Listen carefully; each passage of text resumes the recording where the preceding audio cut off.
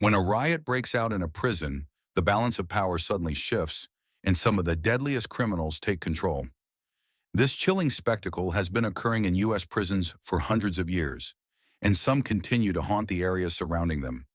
These are the 10 bloodiest riots that have occurred in U.S. prisons. 10. United States Penitentiary, Florence High. April 20th is Adolf Hitler's birthday, and in 2008, a gang of white supremacists in the prison took this occasion to taunt the African American inmates at the United States Penitentiary, Florence High. At 12:30 p.m., the group of white supremacists began hurling racist insults at the black inmates, and understandably, they received a rather violent response. They were drinking moonshine, a form of homemade wine, and were clearly trying to provoke other inmates into fighting them while racially abusing these prisoners. They already had stones they could use in self-defense. These racists got the response they were looking for, and a violent brawl ensued. This took place between 200 inmates and was incredibly difficult for the guards to control. However, the prison guards were positioned in towers overlooking the fight.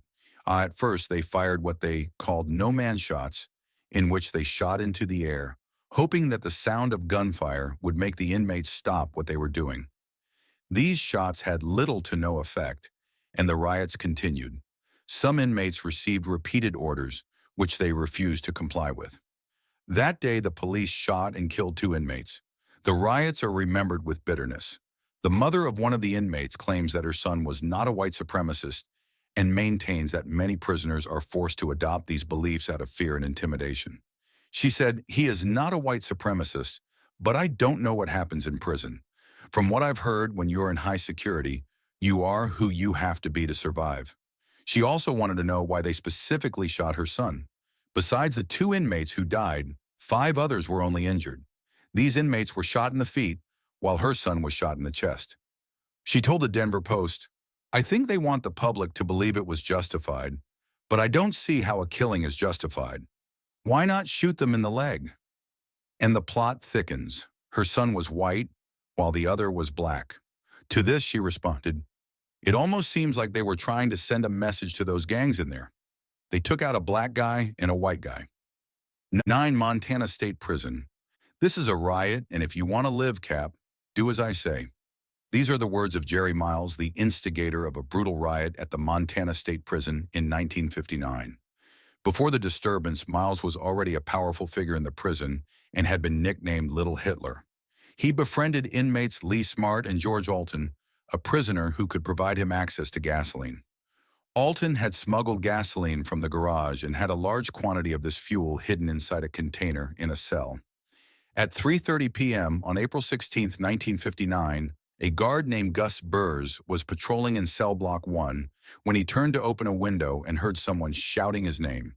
Inmate Lee Smart threw gasoline over him. Confused by this behavior, he then saw inmate Jerry Miles with a match in his hand. They had poured gasoline in a circle around Beers and lit a ring of fire around him. The guard then handed over his keys and rifle. The other 2 guards in the cell block were also suddenly assaulted by the inmates with knives. They soon broke into cell block 2, where all the ammunition was stored. By 4 p.m., this gang already controlled most of the prison. Little Hitler was now the chancellor of the entire penitentiary. They were so calm that the deputy warden didn't realize it at the time, and Miles burst into his office with a butcher knife. Other guards who were also in his office managed to subdue Miles, but Cox burst into the office and shot the warden in cold blood. Officer Simonson alerted the warden that a disturbance was taking place and told him to go to a specific room. When he arrived in that room, he realized it was a trap and that Simonson was being forced to say his previous words. Miles and Smart now had the warden as a hostage and decided to phone the governor. The governor was out at that time, so they waited and waited for his response. The warden was guarded by a prisoner named Walter Trocchi and other prisoners. However, the warden told his captors that if they released him, they would be granted full amnesty for this riot. The warden convinced the prisoners holding him hostage and managed to escape. Without the warden, it was unlikely the governor would return their call. In fact, the governor issued a statement saying, "I stand by my original statement that I have no intention of going to Deer Lodge or talking to any of the rebel convicts until order has been restored. All hostages have been released and unharmed, and the convicts have returned to their cells. Growing increasingly anxious, the prisoners attempted to dig a tunnel to escape, but time was running out desperately. Outside, authorities used World War II bazookas to shoot at them, which caught them completely off guard. 6 hours after Gus Burrs was unexpectedly doused with gasoline, the riot was over. The only victims of this riot were Jerry Miles and Lee Smart, who committed suicide before being captured. Just like their namesake, Little Hitler had committed suicide instead of facing the repercussions. 8. West Virginia Penitentiary Riots. Stop treating us like dogs, and this won't happen. We want better living conditions, better facilities, and better medical conditions. We don't want this any more than you do. These were the words of an inmate during the most infamous incident at the West Virginia Penitentiary. In this prison, the conditions were inhumane. There was untreated sewage coming out of the pipes, rats in the cells, and worms in the food. It was New Year's Day, and there must have been a virus going around because 16 guards called in sick, leaving the evening shift incredibly understaffed. So during the New Year's Eve dinner, the inmates grabbed their kitchen knives and overpowered the remaining 31 officials. Those with the knives led the charge, but soon 200 of the 750 inmates violently took control of the prison. They took 14 hostages in total and demanded to meet with Governor Danny Lemon, the then leader of the inmate gang Avengers. The warden was now the unofficial leader of the prison. Soon, the maximum security prison was surrounded by state troops with riot gear. The only thing keeping the inmates at bay was the threat to the lives of the poor hostages. A prison official who had heart problems was released, but the prisoners were not so kind to their fellow inmates. An inmate named Kent Sly had a grudge with another inmate and was killed. Another inmate named Robert DEA was severely beaten and thrown from the 3rd floor of the unit with a phone cord around his neck. Jeff Atkinson, incarcerated for killing a pregnant woman, got a taste of his own medicine. He was stabbed to death with a screwdriver. After killing Atkinson, they removed his heart. A reporter spoke with a prison guard who witnessed this. He saw blood everywhere, and then heard someone say, "It's incredible how this little thing keeps a guy alive." Then another person said, "Well, it won't keep him alive anymore." The inmates wanted to draw media attention and make the public aware of the treatment they were receiving. They demanded decent meals and at least one hot meal a day. More specifically, they demanded better medical services, better accommodations, a pizza, and some women. An agreement was signed between the inmates and the prison. The inmates also demanded that it be signed live on television so that they couldn't back out or lie about the conditions. 6 hostages were released that same afternoon as part of this agreement. After 48 hours, all the hostages were released, fortunately, unharmed, but the 3 murdered inmates were not so lucky. 7. Oklahoma State Penitentiary. In the 1970s, the Oklahoma State Penitentiary had 2 key ingredients that led to a prison riot. Its cells were overcrowded, and its staff was inadequately trained. In addition to these conditions, the governor had a particularly controversial stance on drug offenders. They were not allowed parole under any circumstances. Ed Hardy, one of Governor David Hall's aides, told the New York Times when he was running for governor in 1970 that he would not grant parole to drug dealers, and he hasn't. The inmates knew he meant business. It was a controversial measure, both inside and outside the prison, as many felt it violated prisoners' civil liberties.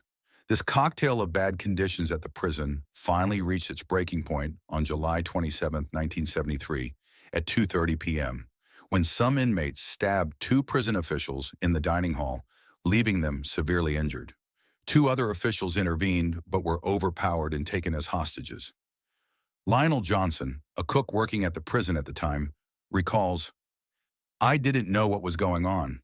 I looked through the door, and everyone was running in all directions." Johnson was held as a hostage, but it was more to protect him from the other inmates. During his time working in the kitchen, he had become friends with some inmates, and they didn't want him caught in the crossfire. Ironically, they kept him as a hostage because they liked him. He wasn't really a hostage, just a safe place to be. They saved us. At 4:30 p.m., inmate Elwood R. Lee Brooks was beaten to death by other inmates. At 5:35 p.m., the prison hospital was overrun, and some sections of the prison were on fire. The inmates made demands to cease. They wanted a full amnesty for the ringleaders of the riot, media coverage, and access to human rights lawyers. After a day of unrest, they released the hostages. However, they managed to retain control of the prison for 2 more days. Damage amounted to $20 million, but more importantly, 21 inmates were injured and 3 unfortunately died. Although he survived the riot, things were not easy for prison official John Barrier. Decades after being beaten, he has suffered seizures and strokes and has simply never been the same. His wife Dolly, who has cared for him since then, says, "We've never had a life. We've never had a life after the tragedy." The prison decided to reduce the number of inmates and increase the salaries and training of the guards. This decision was later reversed, and the prison returned to the impractical conditions it had before. However, it was discovered that some of the conditions violated the U.S. Constitution, so some reforms were made. 6. Missouri State Penitentiary. In 1954, a deadly riot occurred at the Missouri State Penitentiary. Joseph Vidari was one of the inmates at the time. Almost all the prisoners across the system were very unhappy with the brutality, the food, and the lack of medical attention. For quite some time, another source claims that rats and other vermin crawled through the isolation unit. Occasionally, a snake would climb through the pipes and enter the shower. An inmate named Donald Deep complained to a guard that his sheets were wet due to a leak in the pipe. When the guard went in to investigate, Deep quickly overpowered him, took his keys, and began releasing other inmates. The cells in each block were opened, and once this was done, they moved to the next floor. The guards soon found out, but Deep made it known to the guards, who now had control. They told the guards who spoke to him, "This is a riot. Don't you understand? You're not telling us anything about what we should do." In a strange turn of events, the inmates locked the guards inside the cells. Some inmates had only 1 or 2 months left on their sentences, so they refused to leave. However, the rioters didn't allow them to stay. Those participating in the riot said, "You're going to leave, man. This is for everyone this time." A prison guard in the death row section named Clarence Dizzle threw his keys through the locked bars, preventing the rioters from getting them. However, the inmates quickly got hold of a sledgehammer, which allowed them to break into this section. Unlike many riots, there was no list of demands to end it. They simply seemed intent on destruction and set the place on fire. As state troops and police officers entered the building, Sergeant Herb Bingham recalls, "The prisoners were up to the door and were throwing chair legs and anything they could break. As the authorities entered, they started putting the inmates back in their cells, regardless of whether that was their cell or not. This was how order was restored in the prison." Soldier Corky Kiff said, "It was simply about putting them in cells on the fly. There was no discussion about whether an inmate was assigned to a particular cell or not. They were put in there anyway and simply locked up to avoid any running around the penitentiary. When order was restored and roll call was taken, the names of 3 inmates had to be removed from any future list as they were killed during the unrest. What was supposed to be a show of solidarity among the other inmates clearly was not for some. It is believed they were suspected informants, and some prisoners took the opportunity to exact revenge." 5. Lee Correctional Institution. On April 15, 2018, 2 rival gangs clashed in the Lee Correctional Institution. According to the New York Times, it was due to territory, money, and smuggling. By territory, I don't mean part of the prison. These people were so active in their gangs outside the prison that both sides decided to settle it within the walls of this jail. It is believed that the rival gangs at the time were members of the Bloods, the Gangster Disciples, and the Crips. An inmate who witnessed the event said, "It was chaos, and it was something I had never seen before. I remember calling my wife and telling her it was like a medieval battlefield. When the fight broke out, there weren't enough prison officials to separate the inmates. In fact, the few guards on duty knew they would have no chance. In one of the blocks, there were 250 inmates, but only 2 guards patrolled, and as you can imagine, they didn't think twice. Without guards to calm things down, the situation escalated further. An hour and 15 minutes later, another fight broke out in 2 other dormitories at Lee Correctional, and without enough officers, there was nothing they could do at that time. To give you an idea, there are about 250, 260 inmates there.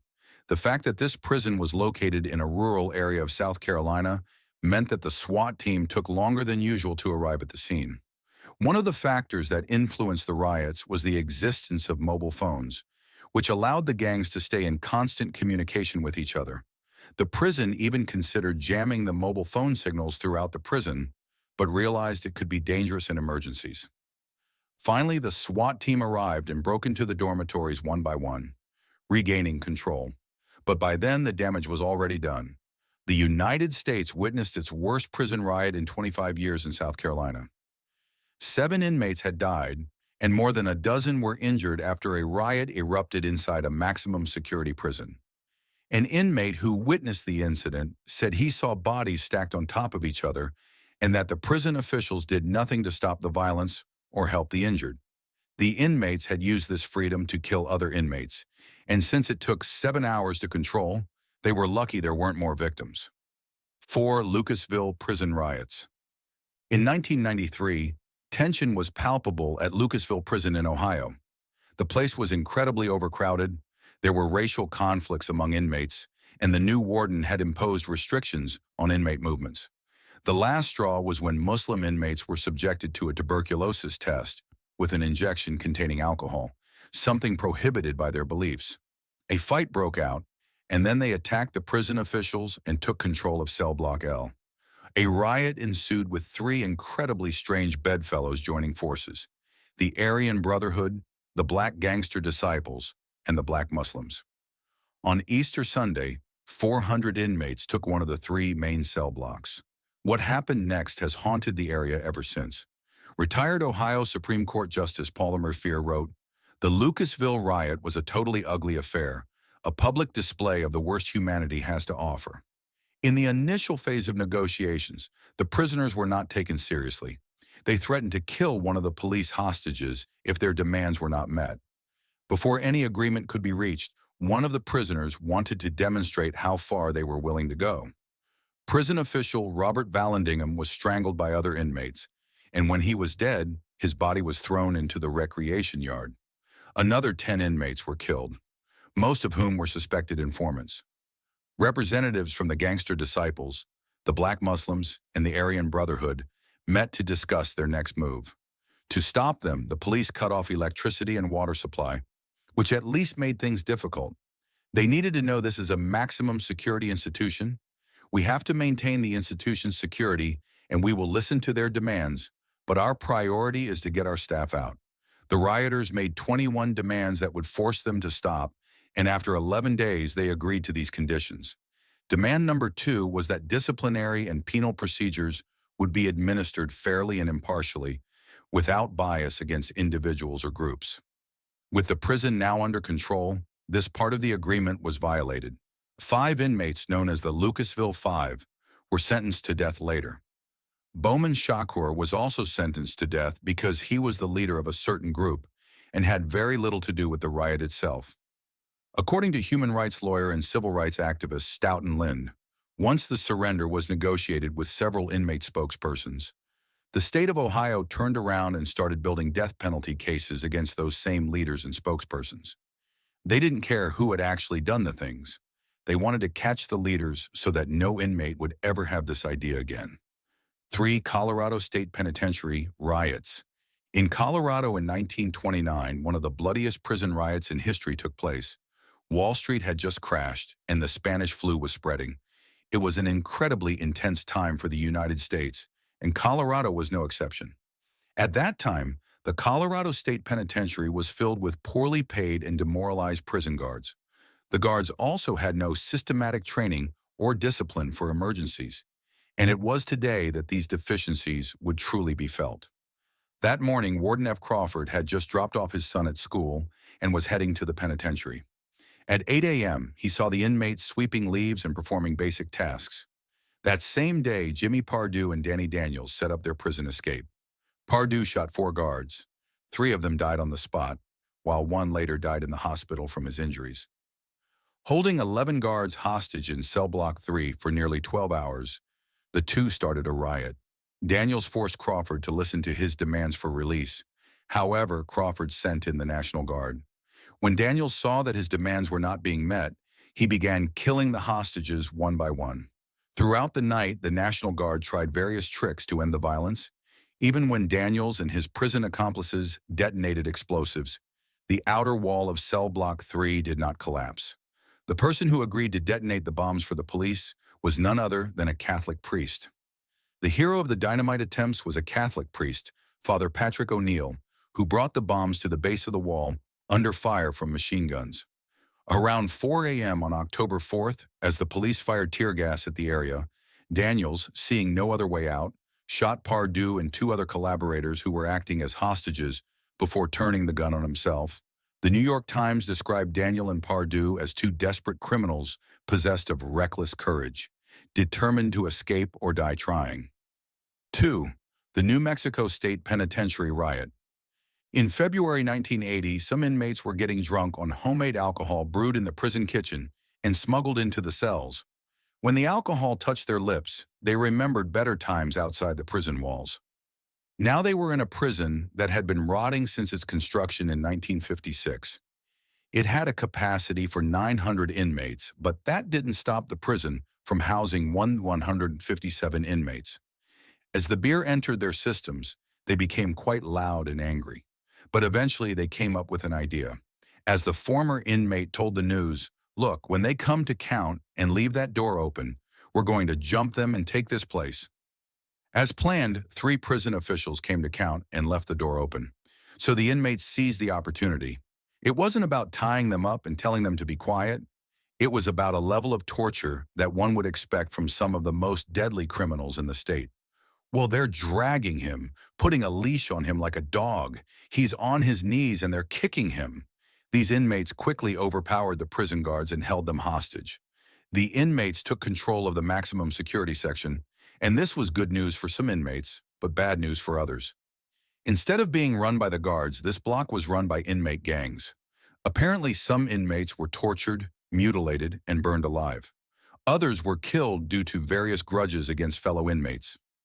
The tensions among the other prisoners became very real.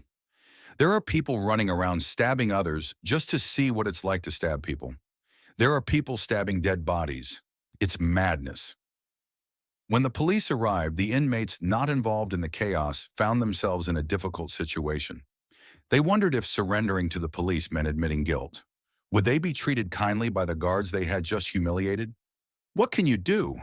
I just didn't dare go to the door and say I was surrendering because I was where I was supposed to be.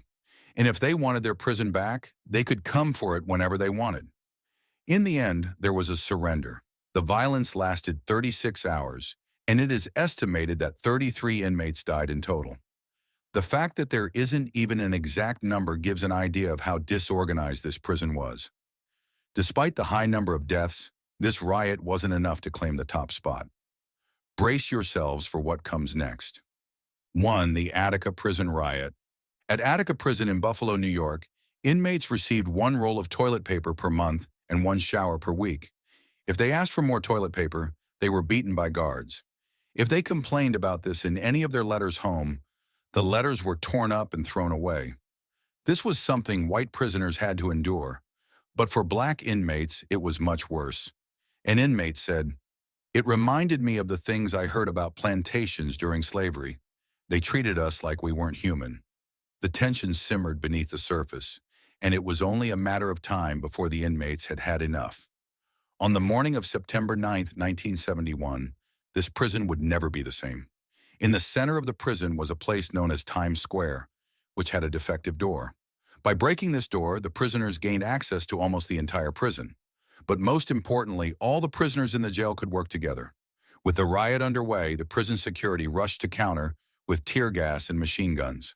The prison managed to take control of 3 of the 4 cell blocks, leaving only 1 to recover.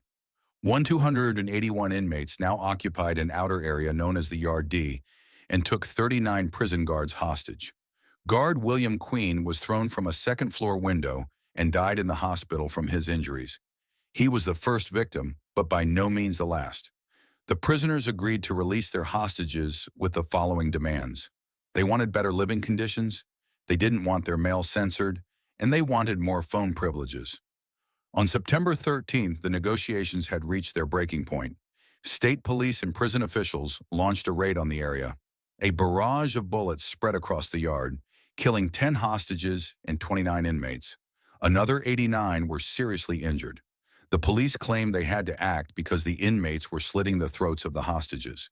Prison officials said that 8 of the hostages had been slit, but today, the Monroe County coroner, in a cruel irony, says that the hostages were apparently killed with large-caliber ammunition and shotgun blasts at close range, which immediately raised the possibility that some of the hostages might have been shot by law enforcement officers who stormed in to rescue them. Filmmaker Stanley Nelson made a documentary about these riots in 2021, but was quick to point out that the cruelty inflicted on the prisoners is no longer ancient history. Conditions in prisons have probably improved a little. They now have more toilet paper. But there are 2 million people in prison in the United States. 2 million people won't see the sky tonight. Thank you very much for watching. Please click on some of the videos you see now in front of you.